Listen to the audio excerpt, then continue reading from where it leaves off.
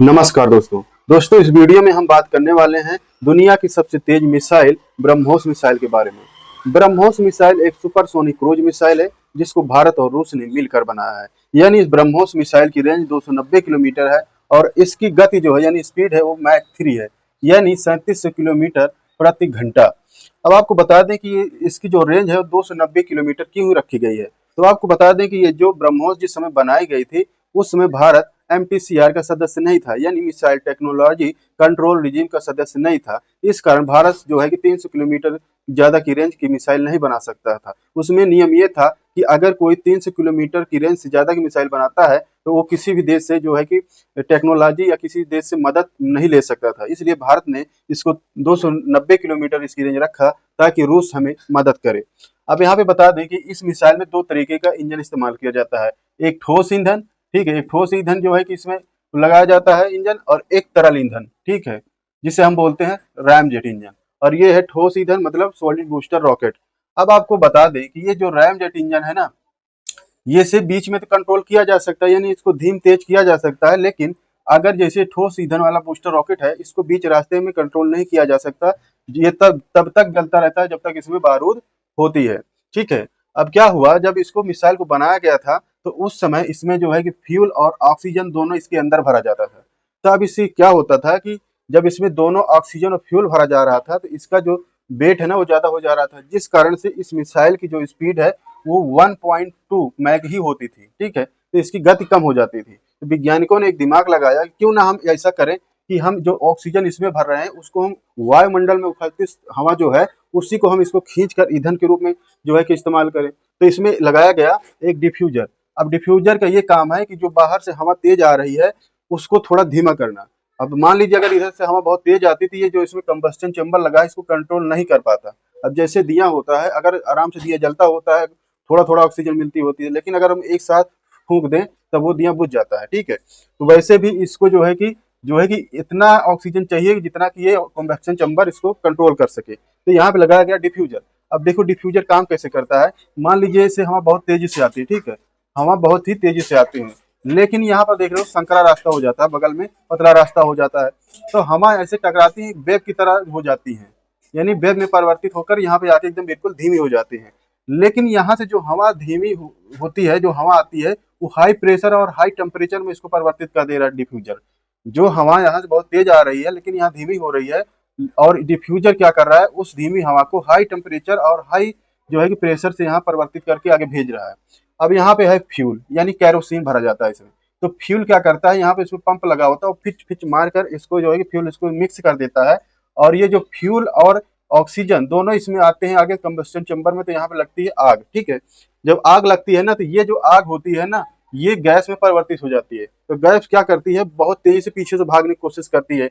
तब यहाँ पे लगा होता है पतला से नोजल। अब पतला नोजल लगने का ये मतलब है कि जितना ही प्रेशर से पीछे को ये गैस भागेगी उतना ही मिसाइल आगे को भागेगी, यानी वहीं पर सुपरसोनिक की स्पीड ये पकड़ लेती है, ठीक है। तो इस तरह से जो है कि इसको ये इंजन काम करता है, यानी एयर ब्रीदिंग इंजन है, ठीक है। वायुमंडल में स्थित जो हवा है ना उसी को खींच कर ये अंदर अपने ईंधन की तरह काम करता है। अब क्या होता है कि लेकिन जो रैमजेट इंजन है, रैमजेट इंजन को जो है स्टार्ट होने के लिए उसको पहले चाहिए सुपरसोनिक स्पीड। जब तक सुपरसोनिक स्पीड में नहीं जाता है तब तक ये रैमजेट स्टार्ट ही नहीं होता इंजन। तो उसके लिए लगाया है ठोस ईंधन बूस्टर रॉकेट। अब बूस्टर बूस्टर रॉकेट जो है ना इसको धक्का देने के लिए होता है, यानी यही बूस्टर रॉकेट इसको सुपरसोनिक स्पीड में लेके जाता है, तब रैमजेट इंजन इस्तेमाल जो है स्टार्ट हो जाता है। उसके बाद ये बूस्टर रॉकेट अपने आप ही अलग हो जाता है, ठीक है। तो इस तरह से जो है कि मिसाइल काम करती है। अब और आगे आते हैं, ये भी यहाँ पे है, इसको हम बोलते हैं कनिस्टर। अब इसी कनिस्टर में इस मिसाइल को रखा जाता है रख रखाव के लिए, यानी खराब ना हो। अब यहाँ पे देख रहे होंगे पटरियां पटरियां से बना है, तो इन्हीं पटरियों के बीच में ये जो है मिसाइल रखा जाता है ताकि जब लॉन्च हो तो फंसे ना, बिल्कुल सीधा जाए, ठीक है। तो ये ब्रह्मोस मिसाइल 3 जगह से लॉन्च किया जा सकता है, पानी जमीन हवा, तीनों जगह से लॉन्च किया जा सकता है। अब मान लीजिए जमीन से लॉन्च करना है तो इसके लिए हमें एक लॉन्चर की जरूरत पड़ती है। तो जब कनिस्टर में मिसाइल होती है ना तो इसको हम कहीं से भी आसानी से लेके जा सकते हैं, ठीक है।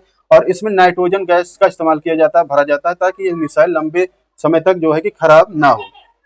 अब क्या होता है, इस मिसाइल को लॉन्च किया जाता है जब ना तो इसको वर्टिकल लॉन्चिंग में किया जाता है, यानी इसको टेढ़ा मेढ़ा करके लॉन्च नहीं किया जा सकता, ताकि मतलब वर्टिकल लॉन्चिंग का मतलब है कि किधर भी मुड़ सकती है, अगर ऊपर जाए किधर इधर भी जा सकती है उधर भी जा सकती है, लेकिन अगर तिरछा अगर उड़ाएंगे तो इसको मुड़ने में थोड़ा समय लगता है। तब यहाँ पे होता क्या है कि जब यहाँ पे बटन दबती है लॉन्च करने के लिए, यहाँ पे इस कनेक्टर के नीचे गैस भरी होती है। अब ये गैस इस मिसाइल को पूरी तरीके से ऊपर को धक्का देता है, यानी 10 से 15 मीटर तक ऊपर जाती है। जब ऊपर जाती है तो इसका सॉलिड बूस्टर रॉकेट हो जाता है स्टार्ट, ठीक है, सॉलिड बूस्टर रॉकेट स्टार्ट हो जाता है। लेकिन ये मिसाइल मुड़ती कैसे है, तो यहाँ पे आपको बता दें कि इसमें एक लगा होता है नेविगेशन सिस्टम। ये नेविगेशन सिस्टम इसी जो है कि रडार से जुड़ा होता है, जो ग्राउंड पे रडार लगा होता है उससे जुड़ा होता है। अब क्या होता है, मिसाइल लॉन्च करने से पहले उसकी लोकेशन लगानी पड़ती है कि टारगेट कहाँ पे है। तो ये ग्राउंड पे लगा रडार ही बताता है नेविगेशन को किधर जाना है किधर जाना है, ठीक है। उसमें लगा होता है, इसके बाद एक सीकर, और यहीं पे लगा होता है वारहेड। अब क्या होता है, जब मिसाइल ऊपर जाती है ना तो इसको मोड़ना होता है, तो यहाँ ऊपर लगी होती है कैप, ठीक है, यहाँ ऊपर लगी होती है कैप। आप देखेंगे मिसाइल के आगे कैप दिखेगा, वो क्या है कि इसमें भरी होती है गैस, ठीक है, इसमें भरी होती है गैस। अब इसको जब मुड़ना होता है ना, तो जब से ऊपर जाती है 15 मीटर ऊपर, तो ये जलने लगता है बूस्टर रॉकेट, और ये ऊपर का गैस जो कैप है ना, इसमें गैस भरी थी वो जलती है। तो ये कैप जलता है ना, तो पीछे को मारता है नीचे को प्रेशर, प्रेशर के कारण ये मिसाइल जो है कि इधर को मुड़ जाती है, ठीक है। और इसमें एक नोजल में लगा होता है सिस्टम जिसे हम बोलते हैं टीबीसी, यानी थ्रस्ट वेक्टर कंट्रोल।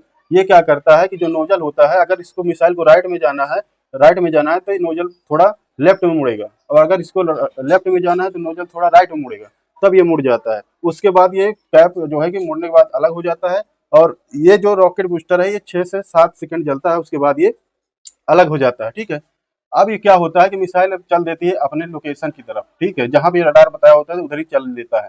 अब यहाँ पे क्या होता है कि इस जो है कि ये मिसाइल ना किसी रडार की पकड़ में नहीं आती है, क्योंकि ये मात्र 10 मीटर की ऊंचाई पर उड़ती है, ठीक है, तो 10 मीटर की ऊंचाई पर उड़ती है, इसलिए रडार इसको डिटेक्ट नहीं कर पाता है।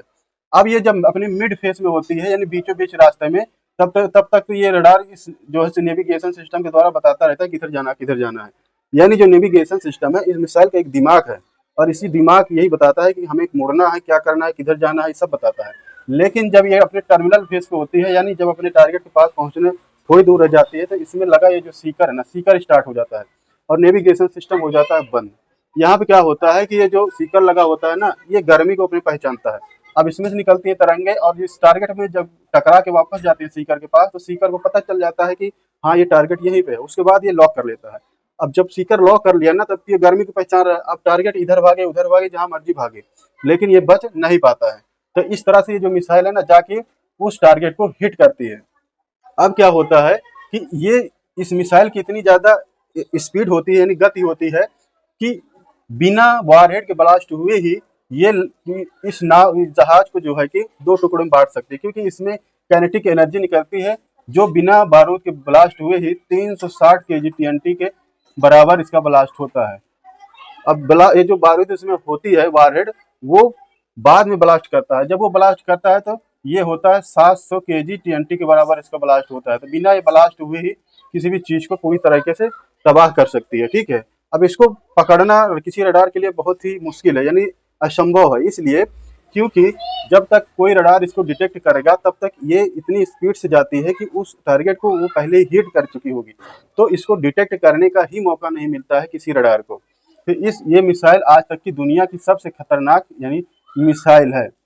इसको जो है कि कहीं भी स्ट्राइक किया जा सकता है। अगर टारगेट इधर उधर भाग भी रहा है, तो ये अपने आप उसको जो है कि ढूंढ कर मार देती है। यानी इसमें नेविगेशन सिस्टम जो लगाया गया है वो बहुत ही खतरनाक है। तो इस वीडियो में इतना ही। बाकी अपडेट पाने के लिए हमारे यूट्यूब चैनल सब्सक्राइब कर सकते हैं।